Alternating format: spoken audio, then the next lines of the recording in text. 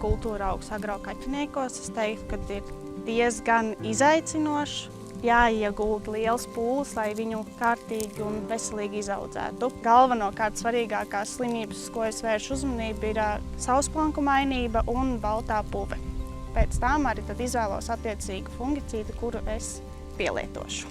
Galvenokārt, lai man būtu ātra iedarbība, ilglaicīga aizsardzība, un šajā sezonā man galvenokārt bija, lai izmaksas nebūtu tik lielas. Ziemas semināri, kur notiek BASFam, viņu izmēģinājumi, un šo izmēģinājumu rezultāti man diezgan uzrunāja, līdz ar to es nebaidījos pieņemt lēmumu visai platībai šo revides izmantot.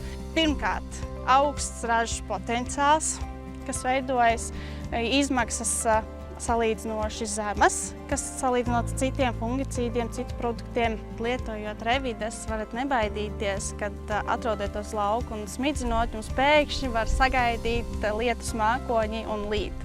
Revides šā vai tā darbosies. Es varu ar revides pielāgot devas daudzumu, atbilstoši savām izmaksām, ko vēlos ieguldīt uz šī lauka, lai iegūtu savu atbilstošo ražu. Revides man ir pārliecinājis. Es viennozīmīgi apsveru domu un ieviesīšu viņu turpmākajās sezonās.